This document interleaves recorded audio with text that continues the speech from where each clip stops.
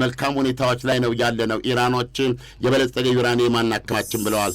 ኢራን እኮ ቆሎዋ የተገፈፈው ሄዝቦላ ሲመታ እኮ ነው። እኔ ኢራን በሆን ኖሮ ሄዝቦላ ላይ ያዘመቻ ሲከፈት ነው ውጊያም ረባውራት ጦርነቱ እንዲህ አይነት ስቴልሜት ላይ ሲደርስ ማነው ጦርነቱን ለመቀየር የሚያስችል ተጨማሪ ኃይል ሊጠቀም የሚችለው? ይሄ ነው መሰረታዊ ጥያቄው። አሜሪካ የምትሆነው ምንም ጥያቄ የለው ለመቀጠል። ናስራላ ተገደሉ ማለት ሄዝቦላ ማለት ናስራላ ነው። ናስራላ እስራኤልን ሊባኖስ ላይ የወጉ ሰው ናቸው። እስራኤል ከሊባኖስ እንድትወጣ ያስምምነት እንዲደረስ በዋነኛነት የተፋለመ ግንባር ቢፍገኝ ናስራላ ናቸው። ኢራኖች አንድ ስትራቴጂ አላቸው ከሰራላቸው ማለት ነው። አሁን ዶናልድ ትራምፕ እስራኤልም በዚህ ጦርነት ገብተዋል። እኛ እንቆያለን በዚህ ጦርነት እንግዲህ ያላቸውን ክምችት እነሱ ናቸው። ሁለተኛ ቻይኖቹ እብድ ናቸው ወይ? ቻይኖቹ በዕለት በ50 ቀንና በ60 ቀን የሚያስቡ አይደሉም። ለነሱ የራሳቸው ውጊያ ቀንና ሰዓት አለ። የነሱ ጦርነት ታይዋን ነው። አርማዳ ነው ያሉት። በቃ የጦር የብረታ ብረት ጭፍራ ነው የተከበበችው ኢራን እና ኢራኖች ብልህ ሆነው ይሄንን ያንዣበበውን የጦር ደመና ከበላያቸው ላይ የሚገፉበት እድል ነበረ ድርድሩ። አንድ የአሜሪካ አውሮፕላን ተሸካሚ መርከብ ከምለው የብረት ደሴት 5000 ባህር ኃይል በውስጡ አሉ። አታያቸው የት እንዳለ ከተማ እኮ ነው። 5000 ተቃዋሚዎችን በሁለት ከፍሎ ነበር የሚመለከተው። ልክ ነው። የኢኮኖሚ ጉዳይ ልክ ነው። ፕሬዚደንት ፔዜሽኪያን የሚሉት ይሄንኛ መፍታት አለብን፣ መመለስ አለብን።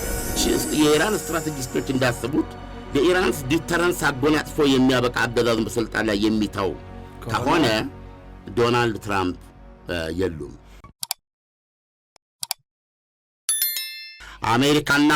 አሜሪካና እስራኤል ዛሬ ጠዋት ፀሐይ መውጫ ገደማ ኢራን ላይ ጣምራ ክንድ በመሆን ጥቃት ጀምረዋል። የኦፕሬሽኑንም ስም የአሜሪካ መከላከያ ሚኒስትር ቁጣ ብሎታል። ይህ ከመድረሱ በፊት እነዚህ ሀገሮች ድርድር ሲያደርጉ ቆይተው ነበረ። ብዙዎች አድማጮቻችን እንደሚያስታውሱት ባለፈው ሐሙስ ጄኔቭ ላይ በኦማን ውጭ ጉዳይ ሚኒስትር አደራዳሪነት የተደረገው ጦርነቱን የማስቀረት እድል የነበረው አጋጣሚ ነው። ነገር ግን ያ ሳይሳካ ቀርቷል። ሲቢኤስ ለተባለው የአሜሪካ ቴሌቪዥን የኦማን ውጭ ጉዳይ ሚኒስትር በሰጡት መግለጫ መልካም ሁኔታዎች ላይ ነው ያለነው። ኢራኖች የበለጸገ ዩራኒየም አናከማችን ብለዋል። ኦልሬዲ ከ60 በመቶ ያበለጸግነውን ዩራኒየም ከ400 ኪሎ ግራም በላይ ያለውን ደግሞ እንዳደፈርሰዋለን፣ ጥራቱን እንቀንሰዋለን፣ ኦልሞስት ለጦር መሳሪያ በማያገለግልበት መልክ ከጥቅም ውጭ እናደርገዋለን የሚል ቃል ሰጥተዋል። ትልቅ መርታ ነው፣ ትልቅ ብሬክ ስሩ ነው። 90 ቀኖች ካሉን ሰላም ውስጥ እንደርሳለን በማለት 90 ቀን ነበር የጠየቁት ውጭ ጉዳይ ሚኒስትሩ። እውነቱን ለመናገር ኢራን ሁለት አውሮፕላን ተሸካሚ ቁጥር ሰፈር የሌለው ዲስትሮየር ስለዋለ ታውቃለህ፣ የአሜሪካ መሳሪያዎች እንደዚህ ሁለት የአውሮፕላን ተሸካሚዎች ብቻ አብርሃም ሊንከንና ጄራልድ እነሱ ብቻ በጋራ ቢያንስ 170 የጦር ጀት ተሸክመዋል። የጦር ጀቶቹ ምን አይነት ናቸው? F-35 ብዙ ናቸው አይነታቸው። እስቲ ለራዳር የማይከሰት ወይም በራዳር ማት አርማዳ ነው ያሉት። በቃ የብረታ ብረት ጭፍራ ነው የተከበበችው ኢራን እና ኢራኖች ብልህ ሆነው ይሄንን ያንዣበበውን የጦር ደመና ከበላያቸው ላይ የሚገፉበት እድል ነበረ ድርድሩ። እንደሰማው አደራዳሪ የኦማን ውጭ ጉዳይ ሚኒስትር 90 ቀን ከዚህ በኋላ ነው ያሉትና ግን እኮ በዚህ በድርድሩ ላይ እኮ ኢራኖች ለሰላም እጃቸው መዘርጋታቸው ነው በተወሰነ ደረጃ የሚታየው። ዜናዎቹም እንደዛ ነበር የሚያመለክቱት።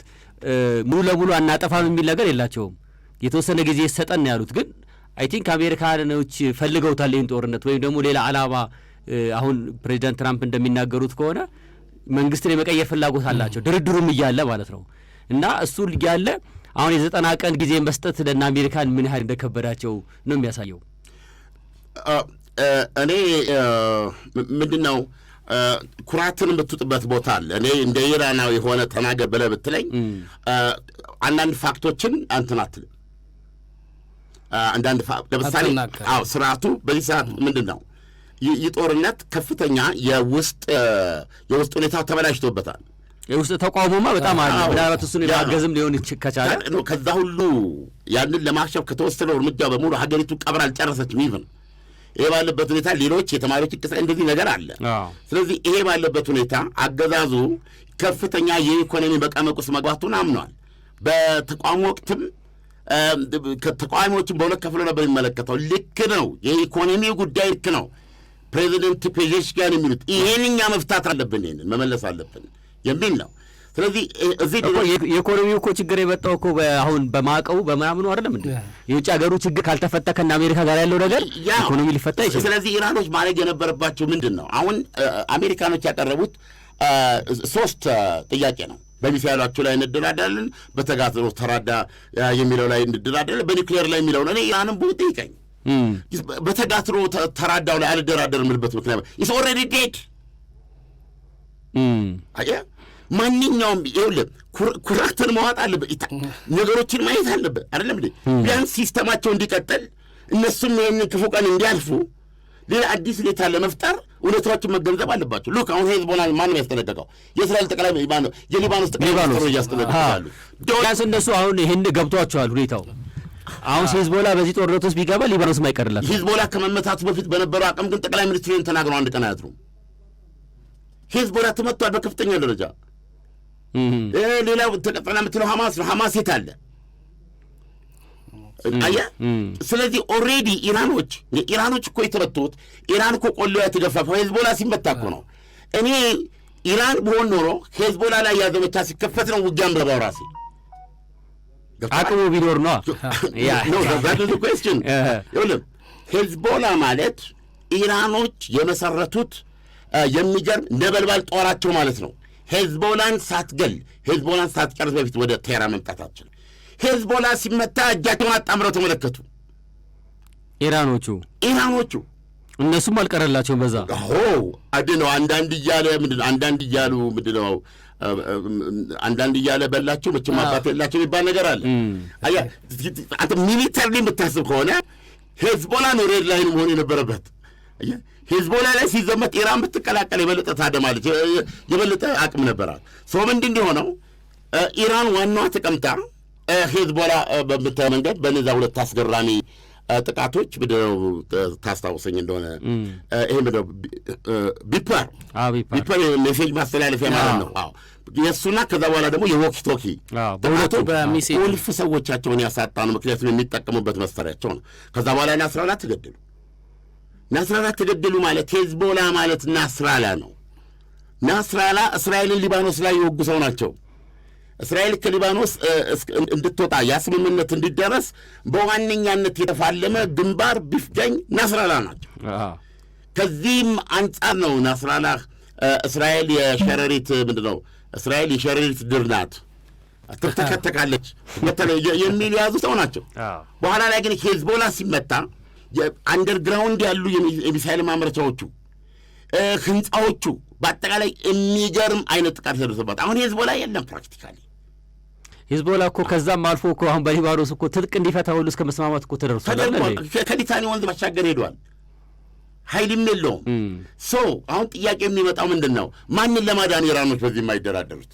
ኢፍዩር ስማርት ይረፍ ሪያሊቲ ካለ የተጋትሮ ተራዳው እኮ ኦልሬዲ እሱን ያወደሙት እሱን አውድመው አሁን የባቡ ራስ ብለው ወዳሉት ነገር ነው እየመጡ ያሉት። ስለዚህ እስራኤሎች ኢራኖች ይሄን ለማስወገድ የተጋትሮ ተራዳው ላይ ለመነጋገር ችግራቸው ምንድን ነው? ሎጂካሊ ጠይቃል። ኢስኖት ኢሞሽናሊ ነው ጉዳይ አይደለም። በሐማስ በኩል ያየህ እንደሆነ አክትቦለታል። ኦልሞስት እኮ አሁን የትጥቅ መፍታትና እዛ ውስጥ የተወሰኑት ናቸው ያሉት። ሊባኖስ ራሱ አገኘቱ ሂዝቦላ መሆኗን በራሱ እንደሚነግር ነገር አለ። ስለዚህ ማን ልታድን ነው የማትደራደረው? ራሳቸው ማዳን ነበረባቸው። ራስ ነው አብሶሉትሊ በተጋትሮ ተራዳውን ይዘው ኦኬ እኛ ኢስኖት የኛ እንትን አይደለም። አያም ራሳቸውን ችለው እነሱ ያርጉ። ኒውክሌሩ ላይ ደግሞ ስቶፕ ኢት 3 ዓመት እኮ እናቆማለን ብለዋል። ምንም አይነት ዩራኒየም ምንም አይነት የኒውክሌር እንቅስቃሴ አናደርግም እንዲሁም ከዛማ ብለው ኦልሬዲ ብለዋል። ስለዚህ ለምንድን ነው ይህን ማለት ያለባቸው? የከበባቸው አርሚ የምድራችን ልዕለ ኃያል ሰራዊት ነው። ብዙ ጊዜ የሚያነሱት ምንድን ነው? ቻይና፣ ራሽያ እያሉ ይሏቸዋል። ኖ በተጨባጭም አሁን እኮ የተባበሩት መንግስታት ድርጅትም እኮ ይህን ሊያስቆም የሚችልበት እድል የለም። እነ ቻይናና ራሽያ በራሳቸው ችግር ውስጥ ናቸው ያሉት። ስፔሻሊ ራሽያ አሁን በዚህ በጦርነት ውስጥ እንዲሳተፉ የሚችሉበት ነገር ዳር ቆሞ ነው የሚያዩት። ምክንያቱም ከአሁን በፊትም እኮ የነበሩ መንግስታት እኮ አሜሪካ ስደበደባቸው እነ ሳዳም ሁሴን ጨምሮ እኮ መንግስት እስኪፈርስ ድረስ ምንም የተደረገ ነገር የለም። ሊቢያ መንግስት እስኪፈርስ ድረስ የተደረገ ነገር የለም እና አሁንም ማደገምበት ምክንያት የለም። ይሄ ነው አሁን ትልቁ ፋላሲ ያለው እዚህ ጋር ነው። ሁለተኛ ቻይኖቹ እብድ ናቸው ወይ? ቻይኖቹ በዕለት በ50 ቀንና በ60 ቀን የሚያስቡ አይደሉም። ለእነሱ የራሳቸው ውጊያ ቀንና ሰዓት አለው። የእነሱ ጦርነት ታይዋን ነው። ታይዋን ላይ ሳይዋጉ በፊት ጡንቻቸውን ሪፍሌክስ አያደርጉም። ቻይና ሳይዙ ወደ ሌላ ቦታ ሄዱ። ይልቅ ለቻይኖቹ ማንኛውም ጦርነት አሜሪካ ጦርነት ገባች ማለት ኪሳራ ነው፣ ፋይናንሻል ኪሳራ አለው ለቻይና ማን ለአሜሪካ። ስለዚህ አሁን ይህንን የሚጠቀሙበት እነሱ እና እንዲህ አይነት ስህተት አይሰሩም። ኖት ክሬዚ ገብተዋል። ይሄ የተንቀሳቀሰ ይህን ማድረግ የምትችል ኢትስ ኖት አሜሪካንን ከማድነቅ ኢትስ ኖት አሜሪካንን ከማምለክ ብዙዎቹ እንደሚሉት አለ ጀስት ሉክ ሪያሊቲ ገብተዋል። አንድ የአሜሪካ አውሮፕላን ተሸካሚ መርከብ ከምለው የብረት ደሴት 5000 ባህር ኃይል በውስጡ አሉ። አታያቸውም የት እንዳሉ። ከተማ እኮ ነው 5000 ወደ ውስጥ አስገብተው ሲያዩህ መሬት ላይ ያሉ ሁለት ትልልቅ 5 ስታር ሆቴሎችን የሚያስልቅ የምግብ ማዘጋጃ ያለው የመሳሪያ ጎተራ አለው።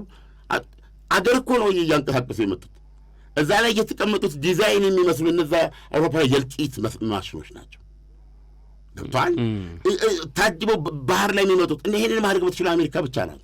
ይሄን መለወጥ ስትችል ሌላ ነገር ነው። የስ ኢራን የቦሊስቲክ ሚሳይል አቅም አላት፣ የሰው አልባ አቅም አላት፣ ብዙ በቴክኖሎጂ እንትን ብለዋል። ይህን ሁሉ ሪስፔክት እናደርጋለን።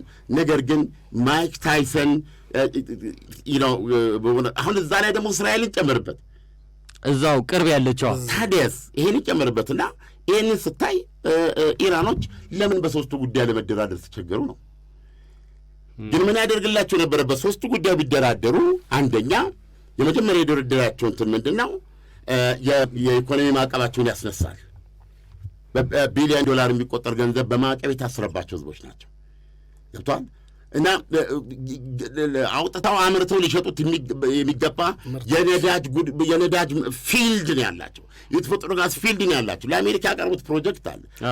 በማንኛውም መመዘኛ ከሰላጠው ሀገሮች እኩል የሆነ ብልጽግና ሊኖራቸው የሚገባ እኮ ሀገሮች ናቸው። ስለዚህ የድርድሩ ዓላማ ምን ነበረ ብለህ ስትል ኢትስ ሪሊ ጆክ። በተለይ ጦርነቱን ለማስቀረት ይፈልጋሉ አይፈልጉም ከሚለው አንጻር ማለት ነው። ገብቶሃል? ከዚህ በኋላ ግን እነሱ አልፈልጉም፣ ይህን ጦርነት ፈልገውታል። ኦኬ ከፈለጉት ለምን? ኢራኖች አንድ ስትራቴጂ አላቸው ከሰራላቸው ማለት ነው። አሁን ዶናልድ ትራምፕን እስራኤልም በዚህ ጦርነት ገብተዋል። እኛ እንቆያለን የሚሉት በዚህ ጦርነት ውስጥ እንግዲህ ያላቸውን ክምችት እነሱ ናቸው የሚያውቁት፣ ኢራኖች ማለት ነው። ኢራኖች ያላቸው በዚህ ጦርነት ከቆዩ እነሱ እንዳሉት ይህ ጦርነት ለሳምንታት ቢቀጥል መሪ አዛዥ ይሄ ቼይኑ ተጠብቆ ስቲል ትርጉም ያለው ተኩስ እየከፈቱ እና አገዛዙ ጥርሱን ነክሶ ጸንቶ መቀጠል ከቻለና አሜሪካንን ማዛል ከቻለ እና ጦርነቱ በሆነ መንገድ እንዲቆም ከተደረገ ዴፊኒትሊ በእነሱ እስማማለሁ። ዲተረንስ ይሆናል ማለት ነው። ከዛ በኋላ ኢራን ላይ መተኮስ አስቸጋሪ ይሆናል፣ ከባድ ይሆናል። መንገዱ ያው ወደ ኢኮኖሚ ማዕቀብ ወደ ምናምን ነው የምትሄደው።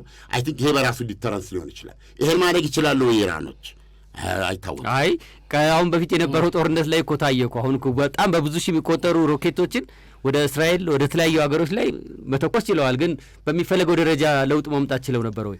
በድርድሩና በስምምነት የቆመ ነገር ነው ጦርነቱ ማለት እንዴ እንጂ በአሸናፊነት የተጠቃለለ ነገር አይደለም። ግን ከጉዳት አንጻር ከታየ ግን ኢራን ያጣቻቸው ነገሮች በጣም ብዙ ናቸው። ከእነኚህ ከሳይንቲስቶቹ ጨምሮ ወሳኝ የሆኑ ወታደራዊ ሰዎችን የጦር መሪዎቹን ጨምሮ እንደገና ስጋትም ነበር አይደለ? የራሱ የኒውክሌር ማብለያው ከመድር በታች ቢሆንም ጉዳት ደርሶበታል የሚልም ነገር አለ። እሱን እንኳን መከላከል አልቻሉም ነበር። አንዱንም እንትኑ ምንድን ነው ይባለው ሰማያቸውንም አይቆጣጠሩትም ነበረ። እዚህ ላይ የምታመጣ ቲዮረም ምንድን ነው? ኦኬ ትላለህ ኢራኖች በዚህ መንገድ ጦርነቱን እያባሱ ለምሳሌ ሰርፕራይዞች አመጡ እንበል እና በዚህ ጦርነት አሜሪካን መገዳደር ቻሉ ቢቆዩ ነው የምነግርህ። አሁን ጦርነቱ እንዲህ አይነት ስቴልሜት ላይ ሲደርስ ማነው ጦርነቱን ለመቀየር የሚያስችል ተጨማሪ ኃይል ሊጠቀም የሚችለው? ይሄ ነው መሰረታዊ ጥያቄው። አሜሪካ የምትሆነው ምንም ጥያቄ የለው ለመቀጠል። አዎ ለምሳሌ አሁን ማየት ያለበት ሳይኮሎጂካሊ ዶናልድ ትራምፕ ብዙ ጦርነት ላይ መቆየት የሚችሉ ሰው አይደሉም። እንደዛ ናቸው። እኔ እንደዚህ ግምት መወሰድ አለባቸው ብዬ አስባለሁ። ግን ከዚህ የተነሳ ደግሞ በዝረራ እንደምን ሰው ናቸው። በማሸነፍ ባጭር እንዲሆኑ የሚፈልጉት ገብቶሃል። በዛሬ መግለጫቸው ምን ብለዋል? ለአሜሪካውያን ማስጠንቀቂያ ሰጥተዋል። የአሜሪካውያን ሕይወት ሊጠፋ ይችላል፣ በዚህ ጦርነት የአሜሪካ ወታደሮች ሊሞቱ ይችላሉ ብለዋል። ነው እና ይህን ጦርነት ሲያደርጉ እሳቸው አልጋ በአልጋ ሆኖ አይደለም የሚደግፏቸውን ያህል የሚቃወሟቸው አሉ። ራሱ ለምሳሌ ማጋ የሚባሉት ዋት ብድም እንዳደረጉ እዛ ሄደን የምንዋጋው ምን ተጨማሪ አሜሪካ ወታደሮች የሚሞቱ በምን የተነሳ ማጋ ላንም እንዴ ብለን ነው ጨርሰናል። አሜሪካ ለአሜሪካ የሚል አለባቸው። ስለዚህ እሳቸውን ፔን አለባቸው እና እኔ ባጭሩ ማለቅ ያለበትም ለዚህ ነው። ባጭሩ ማለቅ አለበት። ይሄን ማይቻል ከሆነና የተፈጠረው ሁኔታ የኢራን ስትራቴጂስቶች እንዳሰቡት ለኢራንስ ዲተረንስ አጎናጽፎ የሚያበቃ አገዛዝ በስልጣን ላይ የሚተው ከሆነ ዶናልድ ትራምፕ የሉም። ስለዚህ እኔ ዶናልድ ትራምፕን የሁሉ ነገር መጀመሪያ ነው መሆን የሚፈልጉት። የሃሪ ትሩማን ብቻ ናቸው እስካሁን የኒውክሌር መሳሪያ ይጠቀሙ። ስለዚህ ጦርነት እንደሚያመጣ አይታወቅም። እግዚአብሔር አይማረውና ያቆሪጥ አዶልፍ ሂትለር ምን አለ? ጦርነት ጨለማ ቤት ከፍቶ እንደመግባት ማለት ማን እንደሚመታ አታውቅም። ጦርነትም እኮ ጅማሬው ነው እንጂ መጨረሻው እስከዛሬ ድረስ ማቋጫው ያስቆሙ ሰዎች ብዙ አይደሉም።